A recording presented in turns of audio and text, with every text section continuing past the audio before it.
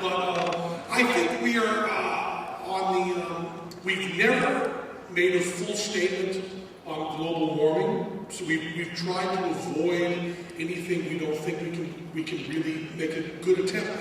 But the thing that makes us so that we don't have a real mea culpa on this is the fact that when we're not sure, the language is very careful. And the one that's usually pointed out is the secondhand smoke. We did a show about secondhand smoke, and everybody says there's now studies that show that secondhand smoke is dangerous, and therefore we're completely wrong. But we were worried about that. So all we talked about was whether it was people's right to endanger themselves, whether you could have a place that had smoke and other people could come in and experience first-hand or second-hand smoke without government intrusion. So although our spin on that, I think there is enough evidence now that second-hand smoke can cause danger, at least in children, with perhaps emphysema in a closed house. There's all sorts of qualifications on that, but there is some evidence of that. We never actually said that all of the secondhand smoke stuff was bullshit. We said the regulation about it was bullshit. So there's a lot of weasel stuff that we did that allowed us to not have to be wrong. When you think of, I mean, like, for instance, the hypnotism show, we started out to do a show that was going to be just hypnotism is bullshit, and as we did research on it, by the time the show got to air, we really kind of, the whole point of that show is, we don't know. Maybe you were hypnotized. No, we just, when in doubt, we just always come down to the sign of liberty, and that's a position that is unassailable.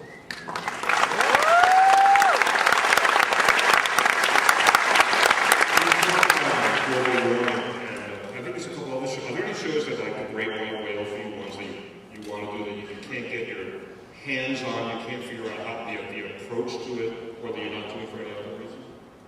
We've long wanted to do a show about tribalism, where, you know, the idea that somebody should have as a point of pride the group that they were supposedly born as part of.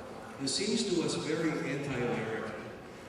It seems as though the point of being an American is that you are not attached to queen and country from the past. You are your own individual.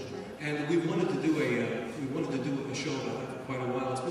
It's a little hard to persuade Showtime that that's the right kind of topic for us.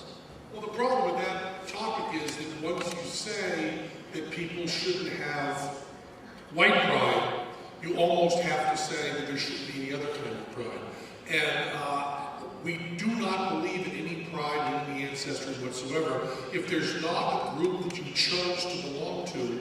And I mean, this is a wonderful example of a group that everybody here chose to belong to. You don't get born into. And those are the groups, to me, that are beautiful and wonderful. But the groups that you claim pride in who your great-great-grandfather was seem like complete bullshit. We haven't been able to sell Showtime on that. We also, it's a hard show to do.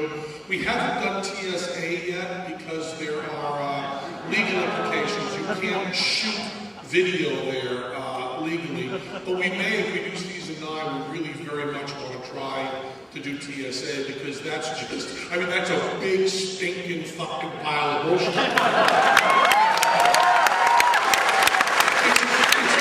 It's bullshit on so many levels because you want to do the bullshit that it doesn't work and doesn't protect anybody and doesn't do safety. And I don't even want to touch that at all. I only want to go with the bullshit that it is morally wrong. We choose liberty over safety. That's the idea of this country.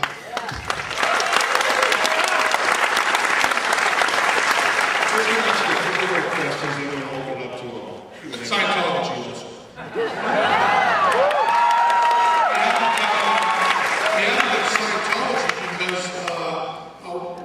Showtime didn't want us to, is one reason. But the other reason is we like to do stuff that at least somebody watching might learn something from. And I've never met anybody one-on-one that thinks anything besides Scientology is bullshit. Okay, so I say it backwards. What Scientology? Oh, okay. Well, said is what I mean. And we also wanted to do one on vitamin supplements, but we haven't found a way to make it visual enough for television. You're pretty brutal to some of the people on Bullshit. Ever run into them in real life? Yeah. That must have been something. It was really something. I got on the airplane, and sitting next to me was a gentleman, and we were sitting there side by side for the whole flight. Then as we started to land, he said to me, "Are you doing another season of Bullshit?" And I said, "Yes." And he said, "You don't know who I am, do you?" And I looked at him and went, oh. And he said, "Yeah, Frank Lutz. You did fuck you, Frank, the whole show." And he was the pollster that we had said we were doing an interview with him on the street. By we, I mean, we don't do the interview ourselves. So it was the Bullshit staff was doing an interview with him on the street, and not set up or anything. A guy drove by and just went, "Fuck you, Frank." We thought it was just so tremendously funny that we kept repeating it the whole show as a way to remind people that polls can be skewed. It was the show we did on numbers and polling. And we wanted to point out to the shows that polls can be skewed. We said, every time you see a poll anywhere, just say automatically to yourself, "Fuck you, Frank." So the gentleman next to me in the seat said, "Oh, this is so awful." He said that every time he speaks anywhere, like 5 people yell out, "Fuck you, Frank."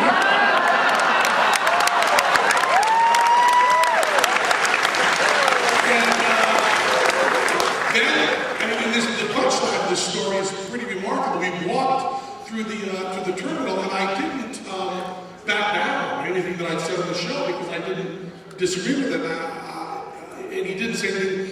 But it turns out we agreed on huge amounts of things politically, and he came to our show, and we hung out, and we talked to him afterwards, and now I correspond with an email. He's a wonderful guy. And I still say that the certain polls that he did were bullshit, and he's also told me in what ways they are and how he spins them and stuff like that. And I don't think I regret anything. I don't regret doing the show. I don't regret saying, "Fuck you, Frank." And I don't regret being nice to him on the airplane. Just the wonderful thing about the marketplace of ideas, you just spin ideas around like that. So Frank is A-okay, and if anybody's, anybody knows Frank, and you see him, yell out, instead of yelling, "Fuck you, Frank," yell, "Penn says you're A-okay." One last question I'll open up to the audience. You guys have worked together for how many years now? 35? 35, if And one of the things I think that keeps you together is you have a very healthy sense of your own individuality. You both work on really interesting solo projects. And what I was wondering is if each of you could recommend one of the other guys' solo projects to this crowd. It's hard to recommend one because I would recommend them all. I mean, Teller's working on a show that's going to go off Broadway called Play Dead with Todd Robbins. That's a wonderful look at seances and talking to dead and stuff like that. The book Someday All This Will Be Yours that Teller wrote about his father and his mother is a wonderful book. If you want to know anything about David P. Abbott, a really important magic inventor in the early 20th century. There are 2 big volumes, huge, that Teller wrote that are wonderful. And I mean, I can't think of anything he's done that isn't great. So if it says Teller on it, buy it. If it says Penn in front of it, buy it still. I'm a huge fan of really everything that Penn has done. Penn did a radio show that was the best radio show right? And he said really because Eddie's also done a radio show with Bob Dylan. That's why he said. No, yours was the best. Okay. Yours was the best. He's got a book on atheism coming out next year called. I have to remember the name of it. It's called God No. Signs You May Already Be an Atheist and Other Magical Tales by Benjamin. It's kind of like you might be a redneck if. Yeah, exactly. Penn's got a sort of verbal block thing.